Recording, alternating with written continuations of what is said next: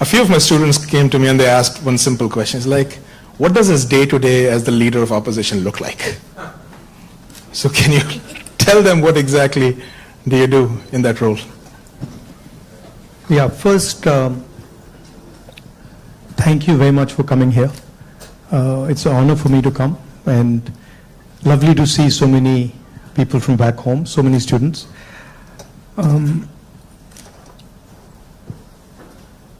See,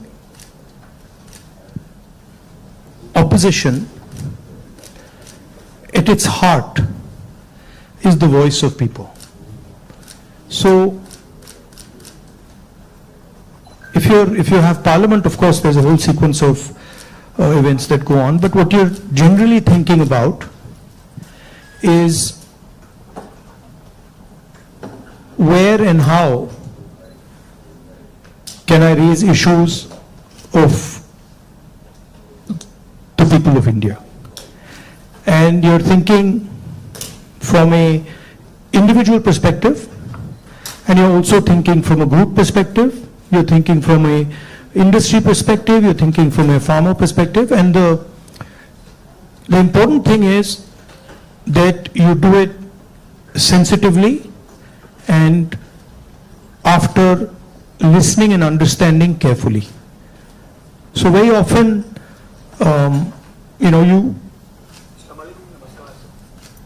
you see an issue in the beginning. When you're new to politics, you see an issue and you're like, oh, that's what the issue is. But when you go into a little bit of detail, you realize that there is nuance and complexity. So understanding that nuance and then planning your day according to that, that's how it generally works. Parliament, of course, you go there in the morning and then it's like a war. You go in and then you fight. It's a pleasant war. It's reasonably fun at times. It can get nasty also, but it's a war of ideas, war of words, and we are trying to put our point of view across, and the government is trying to suppress our point of view. So that's how that works. And then there are a lot of people who come and see you, different types of people, party people, business people, farmers, these type of delegations. So you're constantly listening to what they're saying.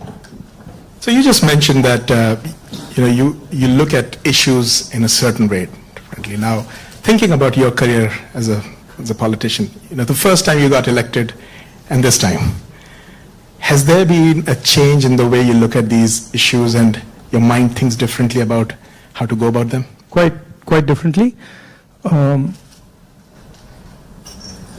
Now, I'm coming to the conclusion that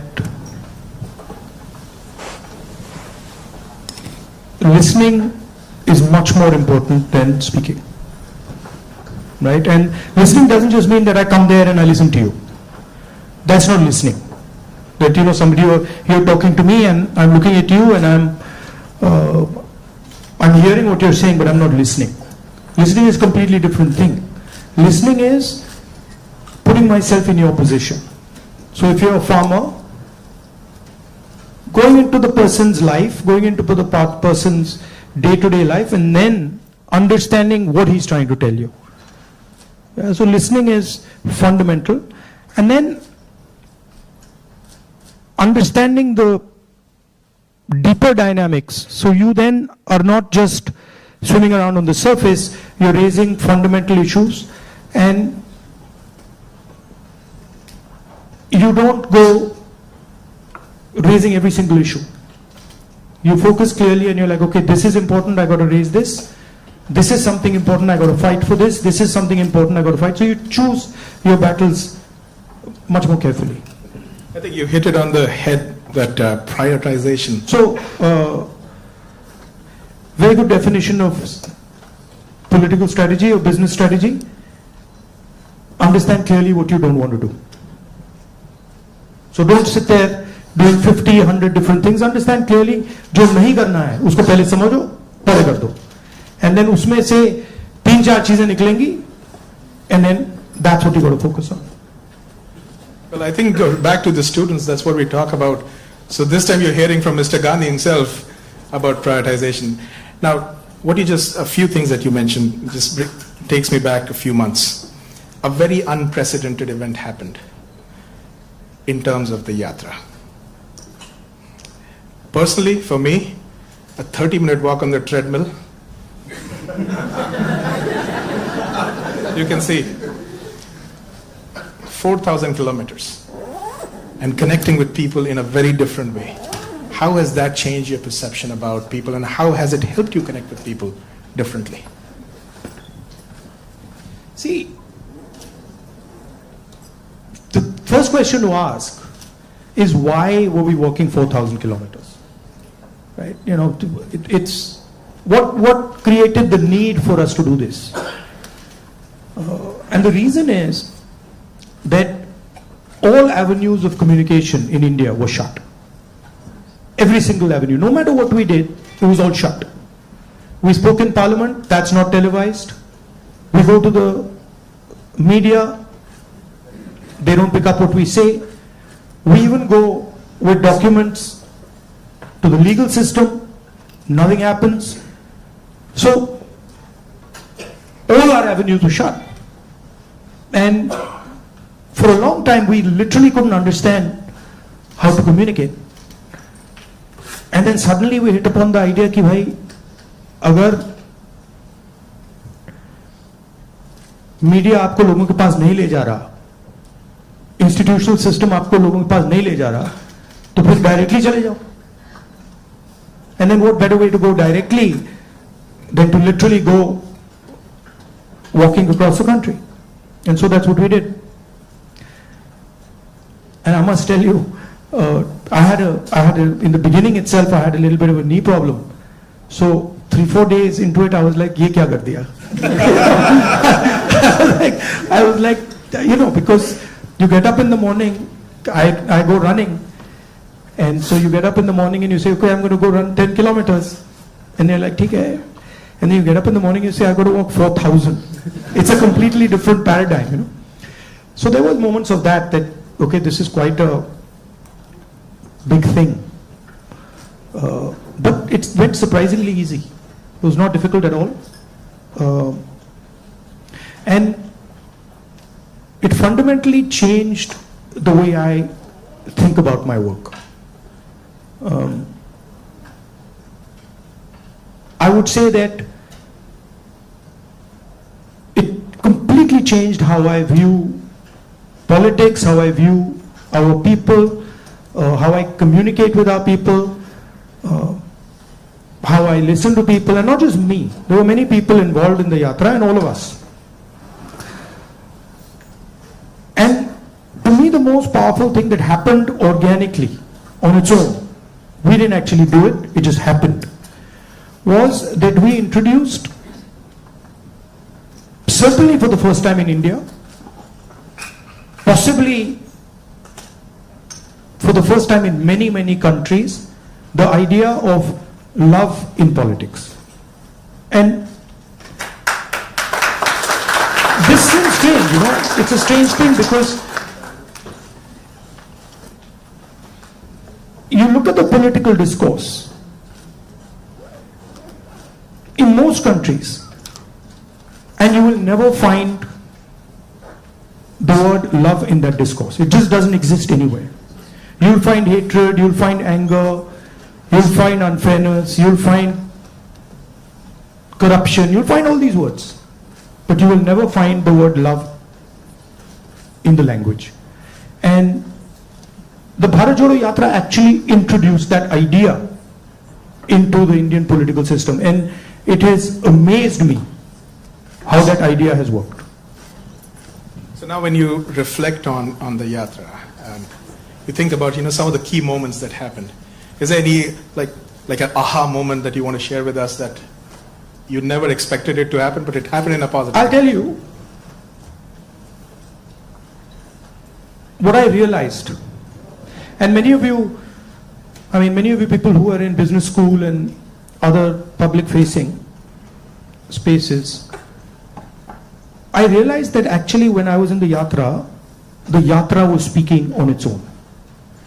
So I realized that I was there, but pretty much everything that was coming out of my mouth was actually coming from the yatra, not for me. Right? So there was thousands of people, they were telling me things that was going, I was listening to them, they were telling me things, and then their words were coming out of my mouth. So I was not communicating as Rahul. I was communicating as the yatra was communicating. And it took me a little while to figure this out, because first I was like, oh, I'm giving a speech and I have this idea and I'm going to say this. But then suddenly it started to occur to me that every single thing coming out of my mouth is actually things people have said to me. And the most beautiful example of this was this slogan that came, which is नफरत के बाजार में मोहब्बत की दुकान खोल रहे हो, right? Now you're clapping, but the slogan did not come, it was not my slogan, right? It was not even a slogan of the organizers. It was a guy who came, I saw him, and he was walking with us, and there was a rope which used to surround us, and he was trying to come in, and he couldn't come in. The police would beat him. So I saw him once there, then I saw him somewhere else. And then I told Alankar, who's standing there, I said, Dekho, usko le aao. So anyway, Alankar went looking for him, he had disappeared. Then after some time he came out, he charged through the police, and then he pointed at me like that. And he said, मैं जानता हूँ आप क्या कर रहे हो, मैं जानता हूँ आप क्या कर रहे हो. So I said, क्या कर रहा हूँ? He said, आप नफरत के बाजार में मोहब्बत की दुकान खोल रहे हो. Right? So then I realized that this is not me. This is the sentiment of the crowd that is speaking. And so that would happen again and again. It would happen sometime. Once it happened when a woman came up to me, held my hand, is walking, and I could feel that something was wrong with the way she was holding my hand. So I said, क्या हुआ? She said, वो मुझे मार रहा है. I said, कौन मार रहा है? He said, मेरा पति मार रहा है. तो I said, मतलब? She said, नहीं, वो अभी मुझे मार रहा था, मैं भाग के आई हूं. So I said, तो क्या करूं? तो I said, पुलिस वालों को बताएं? She said, नहीं, पुलिस वालों को मत बताओ. I said, क्यों? She said, और मारेगा. Now, that's a sentiment of thousands and thousands. I realize that's a sentiment of thousands and thousands of women. That they're being mistreated, they're being treated violently, but they can't say anything. It's hidden. Right? So now when I'm speaking to you right now, I'm saying these things to you, it's not me. It's that girl who's saying it to you. I just transmitted it. So that's the job, in my view, of a politician, is to listen to sentiment, to understand sentiment deeply, and then to give it to other people, right? Like I can see the faces here of the women versus the men, and when I'm saying that, I can see the faces of the women are different. They're reacting completely differently to what I said because they're understanding that. They're like, oh yeah, I've been through that before, right? So that's the idea. The idea is not that Rahul Gandhi has some fantastic vision for the country and now he's going to project the vision to the country. The idea is, what is the country saying? What is the country feeling? Right? So, in our system, I always used to wonder why this idea of sort of annihilation of the person. You know, if you look at Mahatma Gandhi, you see him in a sense destroying himself. You know, when he's in university, if you see his pictures, they're very nice suit, very nice hair combed, and then slowly you start to see that those things start to fall away. His clothes fall away, his fancy suits fall away, everything falls away. So there's a sort of almost a destruction of the person taking place, and you can see this in many of our leaders. And the reason it's happening is because the person is actually dying and the voice of other people is taking over, right? I don't know, I'll give you an example. Do you know what devta means in the term devta? Do you know what it means? Yes. No. No, it doesn't mean God. The deity. No, it doesn't mean the deity. So devta in India actually means a person whose internal feelings are exactly the same as his external expression. Meaning he is a completely transparent being. Right? It does not mean God. So if this person tells me every single thing that he believes or he thinks, and he tells it to me, that's the definition of Devta.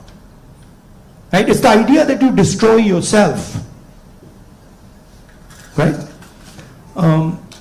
So to me that is interesting about our politics. How do you suppress your own ideas, right? How do you suppress your own fear, or how do you suppress your own greed, or how do you suppress your own ambition and absorb other people's fear, other people's ambition? I think before we go to the next question, this needs a big round of applause. So you just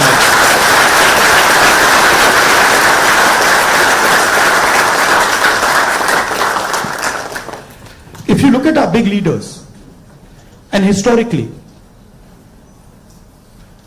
and you can see extreme, so you can see a Buddha who's extreme, you can see Bhagwan Ram, same thing, you can see Mahatma Gandhi. The basic idea is the destruction of the identity. The basic idea is the destruction, basic idea is the destruction of the self, right? And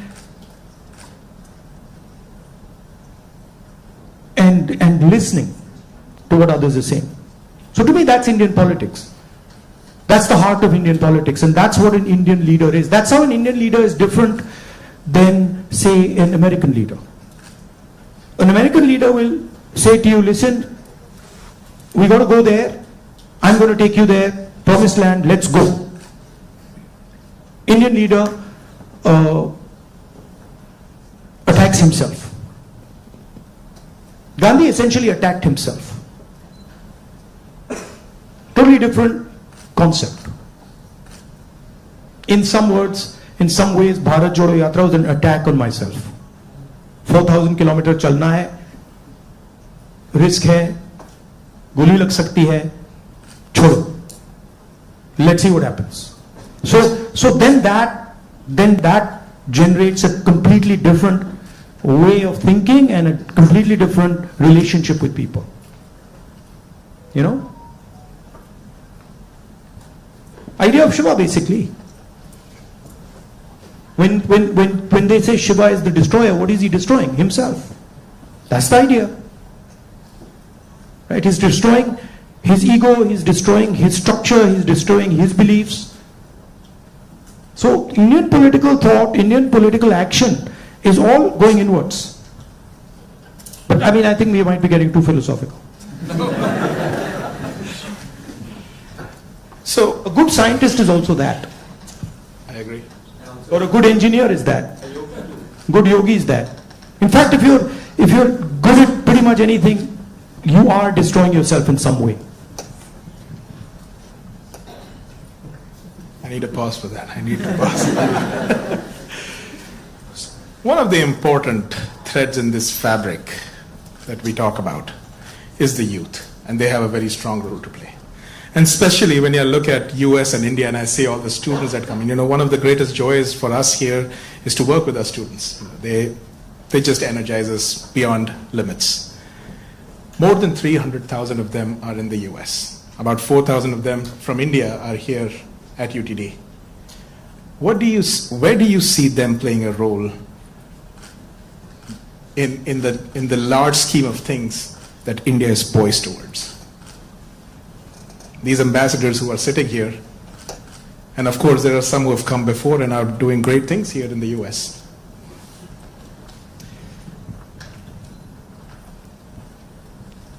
In one way, you are a bridge between the rest of the world and India. So you have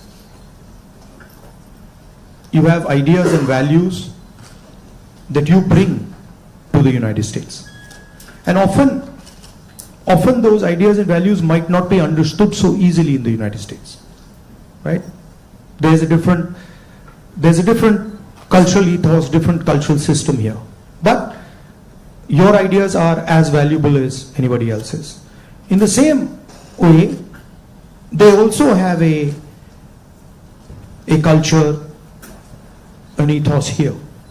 Today I met some young guys just before I came here who came to the United States, not students but people who, driving trucks and stuff like that, and they were saying to me, look, I said, what do you like about the United States? And they said that what we love about the United States is the idea of equality. That a truck driver in the United States gets respect. And as a truck driver in India, there's no way I could get respect, right? Equality is a very powerful idea. And it's an idea that can help India in huge ways. So if you take back the idea of equality, take back the idea of fairness, that's a very powerful thing. So I think you should see yourself as a bridge. And the other thing is, what I've noticed in my life is that individuals can do huge things. And often it's individuals who you don't expect are going to do big things that do it. So system will say to you, university might say to you, these are the best students. And you find that actually the guy who's going to make change is sitting somewhere else in the back. And the university has a way of, making that person feel uncomfortable and said, you're not doing well, your grades are not, you're not getting a 4.0. And then suddenly you find the guy who's not doing so well has done much better in life because he's into the habit of questioning things, asking himself, why is it like this and not like that? And sometimes institutions don't react well to that. If they see you always asking questions, they might say, yeah, disturb kar raha hai isko, chup karo, piche baitho, piche bhejo. So that idea of questioning, that idea of resistance, that idea of being a little disruptive, disturbing a little bit, this is a very powerful idea. I use it in my work also. The idea of creating a disturbance.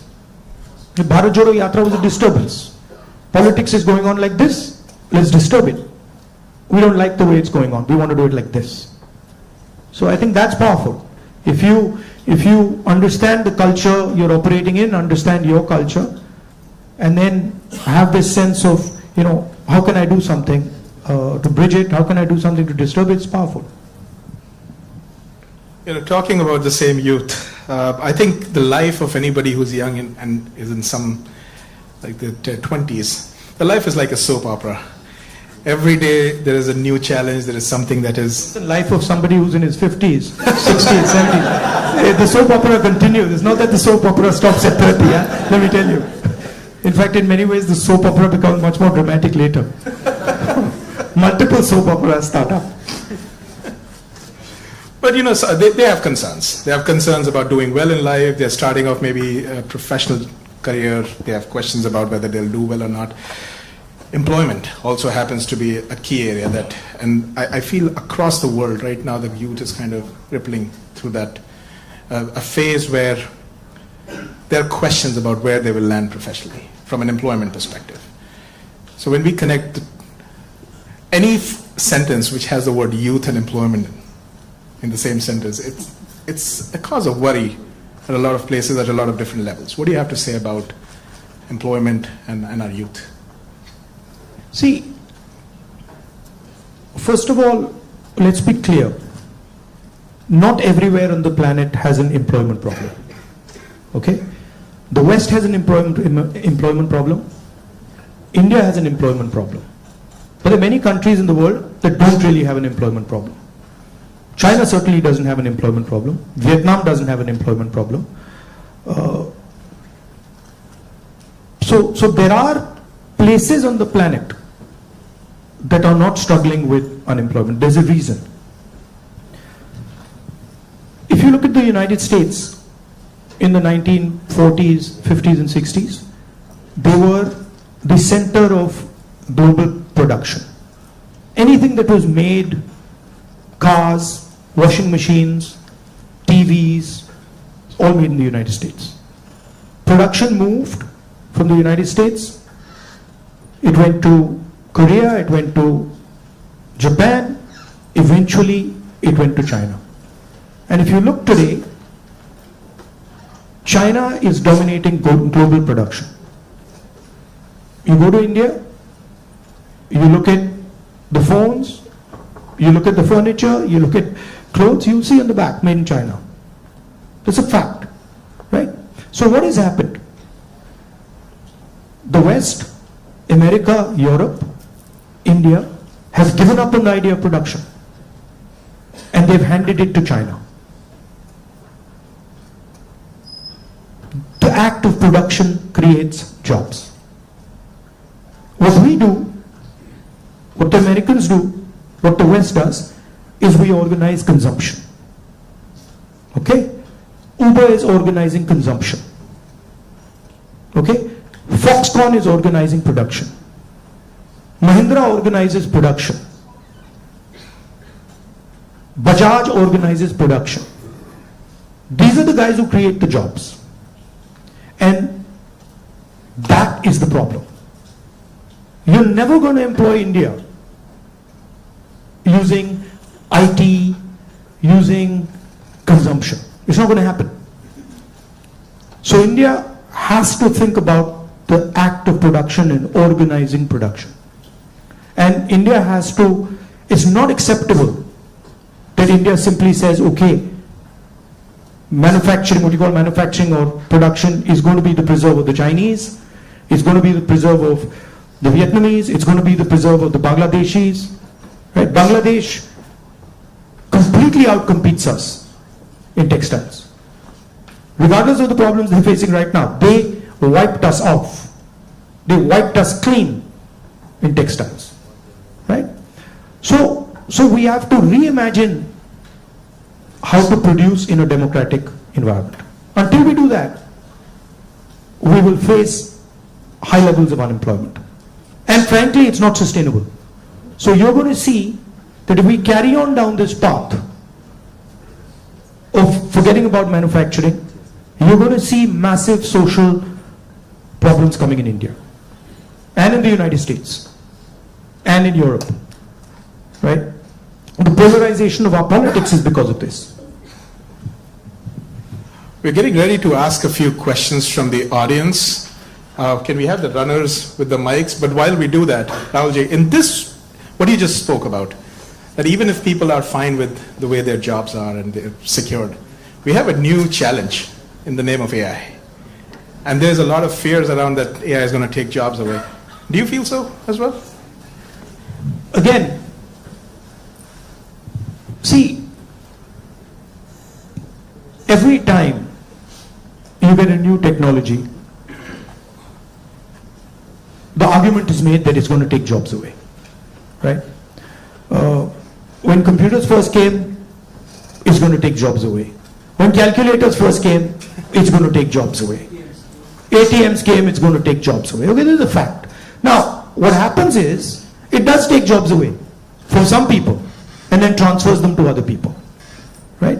So, I'm not of the view that jobs will vanish, but different type of jobs will be created and different types of systems will benefit more or less, right? I think, for example, the IT industry in India is going to have a real big serious problem because of AI. But I don't really think a Bajaj making scooters is going to have such a big problem, right? So it's going to hit different people differently. It's going to take away some jobs, it's going to add some jobs. And if you're positioned properly, it's an opportunity. And if you're positioned badly, you're in trouble. I mean, I remember Mr. Vajpayee gave a speech that Indians don't need computers, right? And somebody else gave a speech that Indians don't need English. Computers created millions of jobs in India. It's a fact. So it depends. It depends how flexible you are and how well you're looking at the future. Thank you so much. We do have some folks here who would like to ask a few questions. So Can we get a mic here, please? Mr. Shroff, right here. Oh, Okay. First, let me Okay. add two questions. So first of all, thank you for the opportunity. Let's keep it to one question, please. Yeah. Yes, one question. So India has a young population. So what are your plans to modernize the education system and bridge the gap between the education system and employability? That is the first question. Let's keep Yeah, it to sure. one, please. Thank you. Nimish. Should I just answer this one, or you want to get to, okay? I'll try. I think many people say that India has a skills problem. I don't think India has a skills problem. I think India has a skill respect problem. So India doesn't respect people who have skills. But I don't think there's any limit on the skills that are already available in India. Okay? Second, our education system doesn't connect with the business system. So you have a business system that is operating on its own, and you have a sort of ivory tower education system. And the education system in no way connects deeply with the skill structure of India. So I think bridging that gap, linking those two systems of skill and the education system, vocational training, I think is fundamental. I think currently huge problem in the education system is the ideological capture. So, you know, feeding ideology through the education system. Most of our vice chancellors today are placed by the RSS. It's an organization that has a very particular perspective on life, on history, on the future. That's really damaging. Having one organization that is placing all its people in our education system, I think that's damaging. So ensuring that people who run our education system are independent, are not, you know, ideological, or are not committed to sort of a particular way of thinking, I think is important. Thank you. Dr. Gupta. Rahulji, I have a question. What's your vision of creating growth in the industry, manufacturing? No, I don't see. Again, what I think is not as important as what the large mass of Indian people think, right? One problem that you simply cannot solve if you continue on the direction we're on is giving our blue collar workers jobs. You simply, if you carry on this road, you simply cannot do that, right? The only way you're going to give our large mass of people jobs is if you start producing things, if you start manufacturing. And the foundation of manufacturing, you don't just start manufacturing cell phones, right? It is a sequence, right? So you have to go up the value chain if you want to manufacture. A lot of people say, oh no, you can manufacture cell phones directly. Well, cell phones are not being manufactured in India. Cell phones are being assembled in India. It's a different thing. Meaning components are coming from China and those components are being assembled in India, right? The reason China can develop those components is because they have a huge infrastructure that has manufactured many different things, many different types of things before. So you cannot get away from that basic stuff. And I think you have to have a vision for production. For example, our GST is designed against production. It rewards consumption, it punishes production. States that produce are harmed, right? Large monopolies huge monopolies harm production, right? They influence the policy regime so that players cannot produce. So these are some of the things that you would have to look at if you want India to start producing. I'm convinced India can produce with no problem. I'm convinced that India can take on China if you start aligning the country for production and if you start respecting skills. I'm absolutely convinced of it. And states like Tamil Nadu have already shown it. Right? It's not that Indian states have not done it. Pune has shown it, Maharashtra has shown it, Tamil Nadu has shown it, Karnataka to an extent has shown it. Right? So it is being done, but it's not being done at the scale and with the coordination that it needs to be done. I'll give you an example. You take any district in India, you will find that there is a historical network that produces there. You go to Moradabad, you will find brass, right? You go to Mirzapur, you will find carpets. You go to Bellary, you will find jeans. So each district has a traditional network of production. Now, how much support are those people getting? You want to create a brass industry, create it in Moradabad. Open the banks to them, infuse technology, support them, and I guarantee you, they will take on China. Right? And you can do it in every district. You support the Bellary jeans industry, you put in a couple 100 crores into that thing, you open the doors of banks to them, I guarantee you they'll get to work. Right? But currently, I mean a simple statistic, 16 lakh crore rupees of bank loans have been forgiven to 25 people. 25 people. Right? Do you realize how many industries you could set up with that? And they've just been forgiven. Right? When we forgive farm loans and we say, okay, we're going to forgive 70,000 crores for all India's farmers, the press suddenly jumps up and down. And 16 lakh crores have been forgiven without a word. And whose money is it? It's taxpayers' money. Where's it come from? It's come from your pockets. So why should 20 people get this massive free gift? Why should one person, suddenly have all the ports, all the airports, all the defense contracts?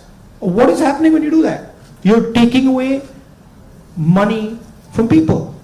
Instead of having one business that runs all the airports in the country and one business that runs all the ports, you could have 10, 15, 20. Right? So it's all destruction of economic activity. Thank you. We can take something on this side. Can we have the mic? Can we please have the mic here? Rakshat, go ahead.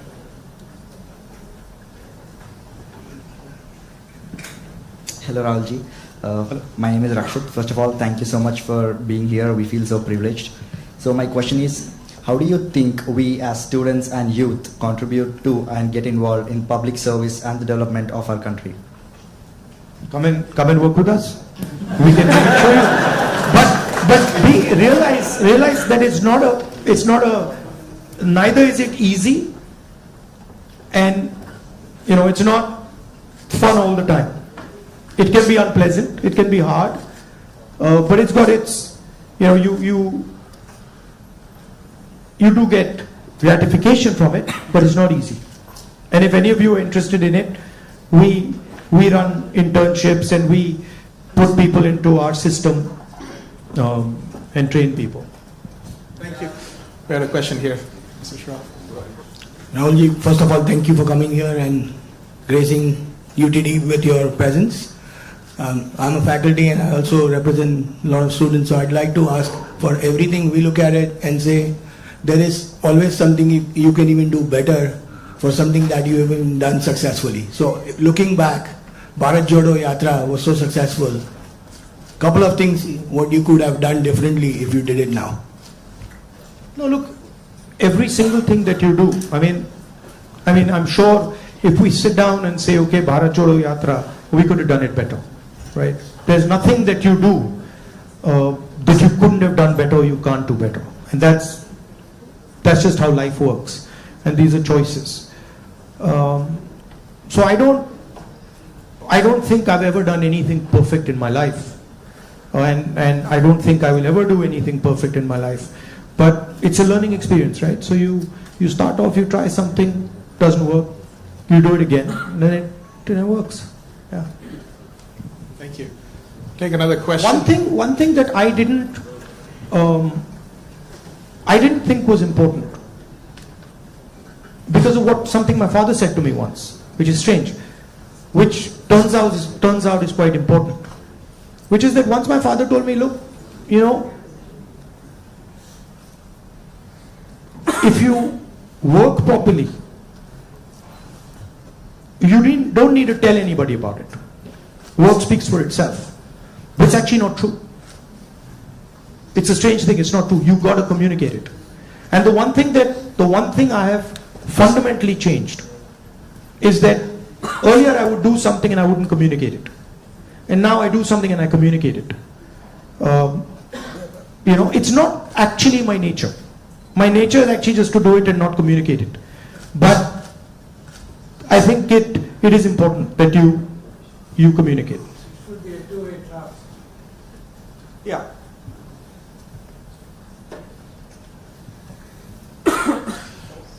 All right. Yes, let's go there. Can we have the mic?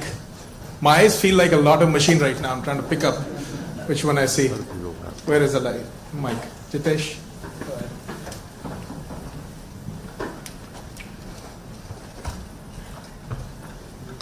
Thank you, Rahulji. So, as my friend Rakshit was saying, like public into service or public into politics, which one you prefer? Like one Indian youth should be more into service or like complete into politics?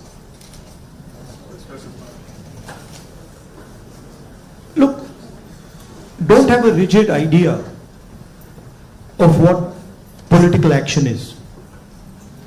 And in the same way, don't have a rigid idea of what service is. Those two can overlap, right?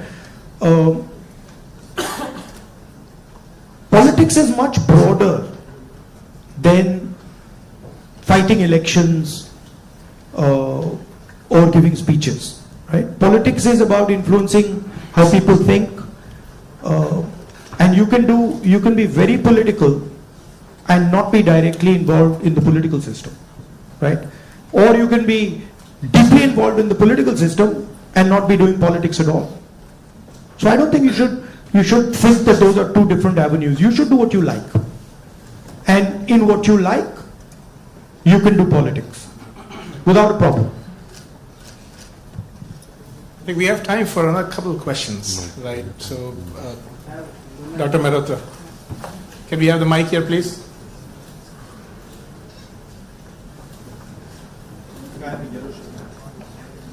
I'll get it. Okay. First off, thanks a lot for being here. It's a rare opportunity and we're truly grateful. To me at least, and I could be wrong here, it almost seems like there are two Indias. One that is reaping the benefits of the growth that we see, and then one that's being kind of bypassed. There's still unacceptably high number of people living in abject poverty who don't even have access to the very basic of quality education. What vision do you have to ensure that this India that's kind of been cut off at least gets some benefits, and that it's a little more equitable, the benefits of India's economic growth? There are clearly two Indias, and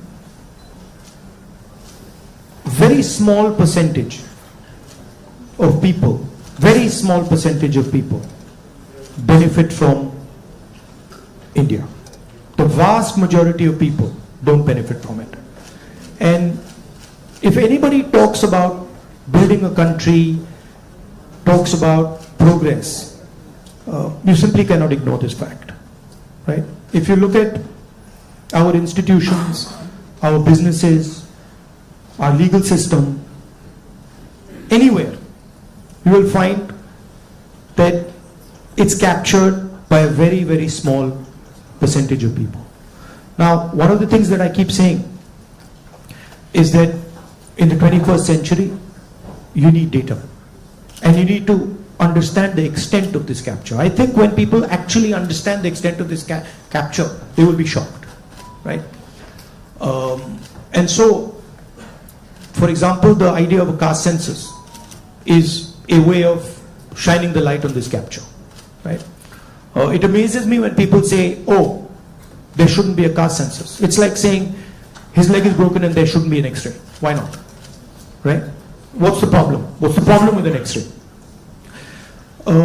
Second thing is the issue of skill, right? You've heard of the Eklavya story? You've heard of the Eklavya story? Yes. If you want to pin down what is happening in India, it is millions and millions of Eklavya stories every single day. The people with skill, their thumbs are being cut off. They're not being allowed to operate. They're not being allowed to thrive. And it's happening across the board. So, respect for skills, supporting skills financially through technology, that's how you'll unleash India's power. You're not going to unleash India's power by empowering 1%, 2% of India. And, it's not interesting for me. So, I'm very passionate about this. I'll give you an example. Sometime back, when we were in government, we were talking about skill development. And the gentleman who was running, he was appointed by Manmohan Singh ji for skill development. He came to see me. And we were having a conversation. And he was explaining to me how he was going to build ITIs. And he was going to put trainers inside ITIs.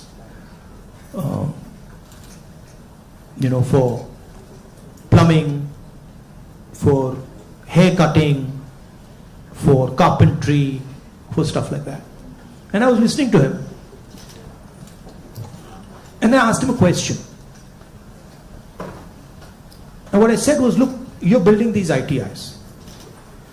And I gave him an example. I said, let's say you want to train 1 million barbers. Now in your model, what you're going to do is, you're going to have these ITIs, whatever, 1,000 of them across the country, and you'll train these barbers. But that's not where the barbers' skills lie. That ITI is not where the barbers' skills are.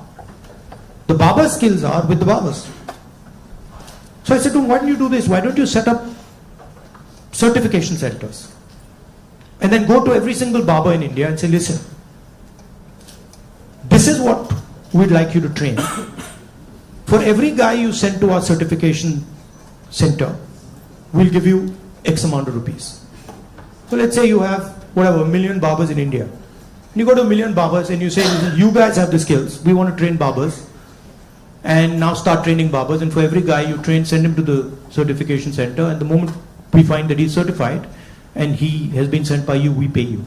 How long will it take you to 1 million barbers? 2 months? 3 months? Right? He just looked at me as if I was crazy. Right? Because for him, the skill isn't there. The skill isn't the ITI. But actually the skill is with the barbers, with the plumbers, with the carpenters. Those guys have the skill. That's the skill network. So why are you not using it to train? Just recently I was driving past Sultanpur and I walked up to this shoemaker. It was amazing because the guy says to me, I said, what's your biggest problem? He says, I've been working here for 40 years and nobody has ever respected me. So he says to me, the only man who has ever respected me is my father. Right? So I was thinking about this. And then he says to me, there was this scheme. And they said that, they've got this scheme for shoemakers. It was in Lucknow somewhere. So he says, so I, went to Lucknow. And I said, so what did they do? They said, they're going to teach me how to make shoes. He says, but I've been making shoes for 40 years. And I could teach those people how to make shoes. Right? So it's a fundamental disconnect with where the skills are. There's no shortage of skills in India. There's shortage of respective skills in India. So you want to find the best carpenters in the world, they're sitting in India. But nobody respects their skill. Nobody actually tells them, we believe in you and we want you to build something. Right? So you can't build industry without respecting skill. Thank you. Maybe we are in time for one last question. So the lady here in the stripes, can we mic to her? And I request our ISA officers to come on this side, please, on the stage, while we do that. Go ahead. So as we all know, the female labor participation in India is quite abysmally low, and no country can ever progress or become developed with only 50% of their population working. So what would Mr. Gandhi's plan be for increasing our labor participation of women? It's not just labor participation. It starts with a bad attitude that Indian males have towards women. And I don't mean every single Indian male, but a large number of Indian males' attitudes towards women is just, it's ridiculous, right? So it starts there. And it's a particular way of thinking about women. And we see it in the political system, we see it in the business system, we see it everywhere. So I'm very big, number one, on political participation of women. Reservation bill to start with. Ensuring that women get into business. Ensuring that women are supported financially if they want to open their business.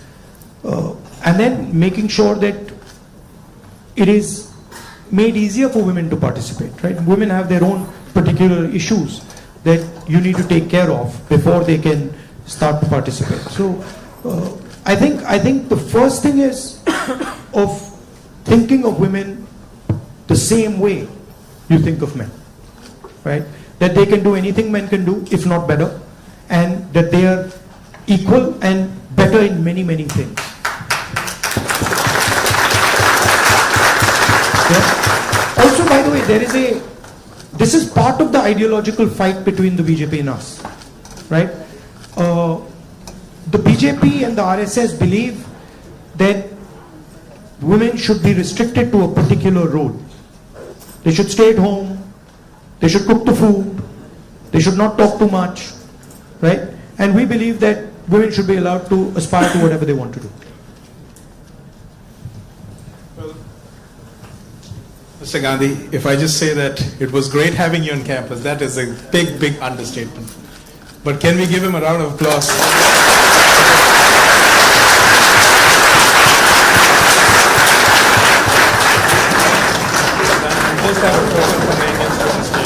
All right, at this point, folks, let's be in our places. Mr. Gandhi, once he exits the room, we can all, in an orderly fashion leave, but I would like a few of our ISA officers here who are the organizers for the event to just present a token to Mr. Gandhi here.